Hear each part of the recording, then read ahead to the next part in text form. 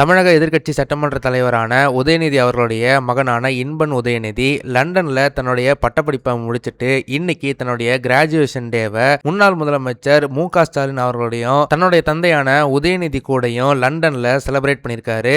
அந்த photos and videos தான் இப்போ சோசியல் மீடியால பயங்கர வைரலா ஷேர் ஆகிக்கிட்டு இருக்கு. இன்பன் உதயநிதி இங்கிலாந்துல இருக்கிற ஒரு யூனிவர்சிட்டியில ஸ்போர்ட்ஸ் டெவலப்மெண்ட் ரிலேட்டடான ஒரு டிகிரி படிச்சிருக்கிறதா சொல்லப்படுது. அவர் இந்தியாவுக்கு ரிட்டர்ன் ஆன உடனே அந்த டிகிரி ரிலேட்டடா வேற ஏதாச்சும் வேலை பார்ப்பாரா, இல்லைனா தன்னுடைய அப்பாவோட கம்பெனியான ரெட் ஜெயன்ட்ஸ் டிஸ்ட்ரிபியூஷன் கம்பெனியை அவர் தலைமை தாங்கி அதை பார்த்துக்குவாரு அப்படின்ற மாதிரியும் சொல்லப்படுது. அதே போல இயக்குனர் மாரி செல்வராஜுடைய இயக்கத்துல இன்பன் உதயநிதி முதல் படத்துல நடிக்க போறாரு அப்படின்ற மாதிரியும் பைசன் காலமாண்டன் திரைப்படத்தோட ப்ரமோஷன்ஸ் அப்போ மாரி செல்வராஜ் அவர்கள் குறிப்பிட்டிருந்தாரு. இதுல ஹைலைட்டான விஷயம் என்னன்னா, உதயநிதி ஸ்டாலின் அவர்களுடைய கடைசி திரைப்படமான மாமன்னன் திரைப்படத்தையும் அவர் தான் டைரக்ட் பண்ணியிருந்தாரு.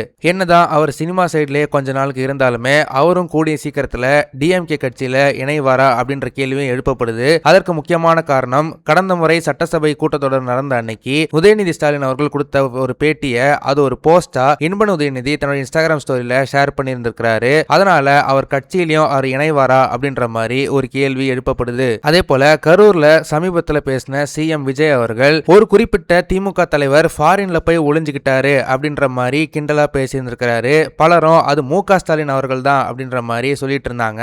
ஆனா உண்மையிலேயே மு.க. ஸ்டாலின் அவர்கள் போன ஜூலை 4ஆம் தேதி தன்னுடைய லண்டன்ல இருக்கிற பேரனை பார்க்கறதுக்காகவும் இந்த கிராஜுவேஷனை அட்டெண்ட் பண்றதுக்காகவும் தான் மு.க. ஸ்டாலின் அவர்கள் லண்டனுக்கு போயிருந்திருக்கிறாரு. அதனால திமுக தரப்புல இருந்து சிஎம் விஜய் அவர்களுடைய பேச்சுக்கு இப்போ ஒரு பதிலடி கிடைச்சிருக்கு. இந்த விஷயங்கள் எல்லாம் பார்க்கும்போது உங்களுக்கு என்ன தோணுது அப்படின்றத மறக்காம கமெண்ட் செக்ஷன்ல சொல்லுங்க. இந்த வீடியோ உங்களுக்கு பிடிச்சிருந்தா மறக்காம லைக் பண்ணுங்க, ஷேர் பண்ணுங்க. இதே மாதிரி தொடர்ந்து நிறைய இன்ட்ரெஸ்டிங்கான வீடியோஸ் பார்க்க வீ டாக்கீஸ் சேனலை சப்ஸ்கிரைப் பண்ணுங்க.